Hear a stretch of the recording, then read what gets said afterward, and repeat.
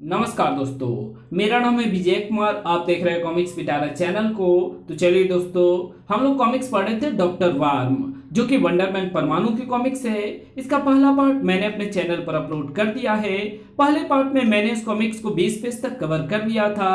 अब इस पार्ट में इसके आगे कहानी को शुरू करते हैं, लेकिन फिर भी कुछ करने की कोशिश करने में उसने कोई कसर नहीं उठा छोड़ी थी। उफ, बहुत मुश्किल है ये करना, बहुत मुश्किल। सर, मिसाइलों का प्रेशर स्टार्ट हो चुका है। अब तो ये किसी भी क्षण ब्लास्ट हो सकती है। अब तो कुछ ही क्षण बाकी हैं, जबकि कंप्यूटरों को कैसे नियंत्रित किया जाए इसकी मैं एबीसीडी भी नहीं जान पाया। सर, ओह ये क्या, ये एक मिसाइल एकाएक शांत कैसे हो गई? मैंने तो उसके किसी भी कंट्रोल को नहीं छेड़ा। सिर्फ एक मिसाइल से निकलता तेज प्रेशर उस मिसाइल के कंप्यूटराइज कंट्रोल पैनल पर गिर रहा है। यानी मैं ये समझूं कि उस मिसाइल के कंट्रोल पैनल पर कोई ऐसी चीज मौजूद थी जिसे दूसरी मिसाइल से निकले।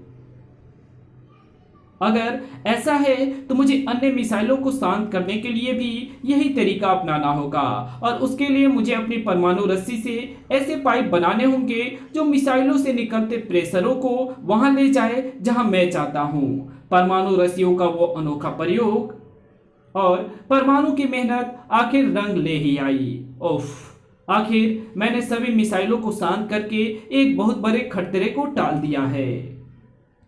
लेकिन सोचने की बात यह है कि यह खतरा आया कहां से और किस वजह से।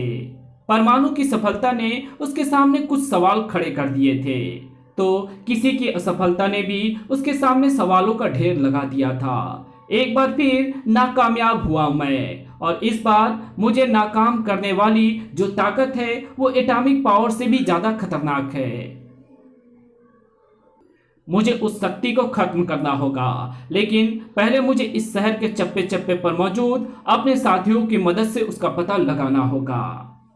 इस बीच परमाणु, कुछ समझ में आया प्रोबोट? नहीं, एटॉमिक पावर स्टेशन की सारी स्कैनिंग रिपोर्ट देखकर अभी तो ऐसी कोई भी बात समझ में नहीं आई। ओह नो, क्या हुआ प्रोबोट? कुछ समझ में आ रहा है? स्क्रीन पर मौजूद मिसाइलों के कंट्रोल पैनल के इन एक्स्ट्रा एनलार्ज दृश्य को देखोगे तो शायद तुम भी समझ जाओगे। इस एक्स्ट्रा एनलार्ज शॉट में तो मिसाइल के कंप्यूटराइज पैनल पर कुछ अजीब से छोटे छोटे कीड़े नाचते नजर आ रहे हैं। बिल्कुल ठीक, लेकिन अगर तुम थोड़ा और ध्यान से देखोगे परमाणु, तो तुम्हें ये छोटे छोटे कीड़े मिसाइल के कंट्रोल पैनलों पर नाचते हुए नहीं, बल्कि उन पैनलों को ऑपरेट करते नजर आएंगे। बिल्कुल बिल्कुल ऐसा ही है। ओह, मिसाइल के कंट्रोल पैनल पर ये कीड़े मौजूद थे, तभी मिसाइलों के कंट्रोल काबू में आ गए थे, क्योंकि उस तेज प्रेशर को ये कीड़े सह नहीं पाए। लेकिन ये कीड़े एटॉमिक मिसाइल को संचालित कर रहे थे, ये बात एकदम अविश्वसनीय है। ये मकड़ी मेरे गाल पर कहां से आकर बैठ गई? मैं स्पाइडरमैन नहीं, परमाणु हूं मकड़ी रानी, इसलिए तुम्हारी मेरी दोस्ती नहीं हो सकती। कहीं जाकर स्पाइडरमैन को ढूंढो। परमाणु ने उस मकड़ी के मामले को बहुत ही हल्के ढंग से लिया था, जबकि मामला गंभीर था, बहुत ही गंभीर, और यह गंभीरता धीरे धीरे भयानकता में बदलती जा रही थी। शाबाश मेरे दोस्त, सारे शहर में एक तू ही है जो उसका पता लेकर आई है, जो हमारे साम्राज्य के रास्ते में पहाड़ बनकर खड़ा हो सकता है। और इसके साथ तो उसके बारे में यह जानकारी भी लेकर आई है कि उस ताकत में एटॉमिक पावर का भी समावेश है। बहुत है ये सभी जानकारियां, बहुत है उस ताकत के विरुद्ध। एक ऐसी ताकत का निर्माण करने के लिए जो उससे किसी भी हाल में खत्म ना हो और एक झटके में ही उसके धजिया उड़ा दे। इस गुप्त स्थान पर मचा ये तूफान जल्दी शहर की सड़कों पर नजर आया। हे भगवान, इतना बड़ा कॉकरोच! ये तो लाखों कॉकरोचों से मिलकर बना लगता है। इतने बड़े शहर में अगर शिकारी था तो शिकारों की क्या कमी थी? और शिकार अक्सर वही बनते हैं जो मासूम और मजलूम होते हैं। इस शिकारी के निशाने पर भी कुछ मासूम ही थे, लेकिन शिकारी का निशाना ठीक नहीं बैठता भी कैसे? उसके प्रहारों, उसके निशानों को विफल करने परमाणु जो आ पहुंचा था। कुछ ही घंटों के अंतराल में मेरा सामना एक बार फिर ऐसे प्राणी से हुआ है जिसकी बनावट एकदम घरेलू कीड़े, शायद किसी कॉकरोच की तरह है। फर्क सिर्फ इतना है कि जहां छोटा कॉकरोच इंसानों से अपनी जान बचाने के लिए दुबकता फिरता है, सैकड़ों कॉकरोचों को मिलाकर बना ये विशाल कॉकरोच इंसानी जान लेने के लिए खुल्लम खुल्ला सड़क पर घूम रहा है। मुझे इसे रोकना होगा और उसके लिए सबसे पहले मुझे इसका ध्यान अपनी तरफ आकर्षित करना होगा ताकि ये लोगों को नुकसान ना पहुंचा सके। ओह नो, ये तो खुद मेरी तरफ आकर्षित हो रहा है और ये संयोग नहीं हो सकता। और इस बात के गवाह मुझ पर होते इसके धुआंधार वार हैं। उफ, गिरते ही संभला परमाणु। उफ, अगर ट्रांसमिट होने में एक पल भी गवाया होता तो मेरा शरीर सुराखों का गोदाम बन गया होता। अभी तक वो अपने डंकों को जमीन से नहीं निकाल पाया है। मेरे पास समय है कि मैं उसे अपनी परमाणु रस्सियों में फंसाऊं और परमाणु छल्ले छोड़कर उसका क्रियाक्रम कर दूं। ओह नहीं, मेरे परमाणु छल्ले छोड़ते ही उसका शरीर सफेद सफेद गोल से पदार्थों से भरा नजर आने लगा, जिसकी वजह से मेरे परमाणु छल्ले उस पर असर नहीं कर रहे। कैसा पदार्थ है ये?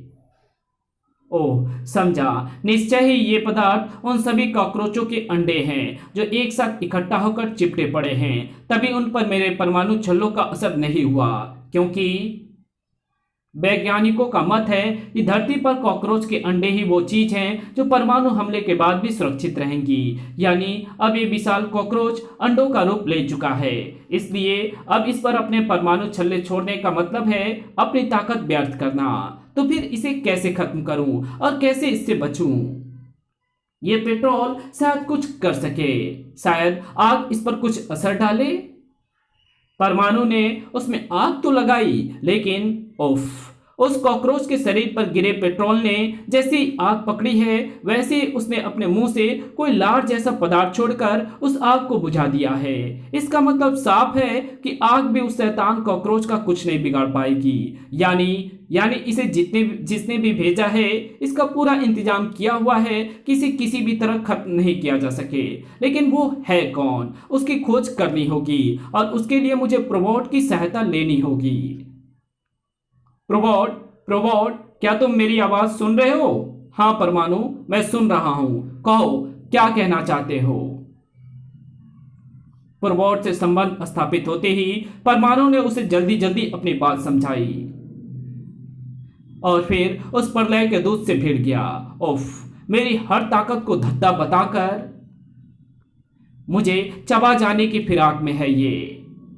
धाड़, आ आ आ कॉकरोच की भुजाओं ने परमाणु को जकड़ लिया और फिर देखने वालों ने देखा वो दृश्य जो देखने वालों की आंखों को पथरा देने और रोंगटों को खड़ा कर देने वाला था। कॉकरोच के द्वारा परमाणु के शरीर की धज्जियां उड़ने का खौफनाक दृश्य दिखाई दे रहा था सभी को। अपना काम करके वो विशाल कॉकरोच एक पल के लिए भी वहां नहीं रुका।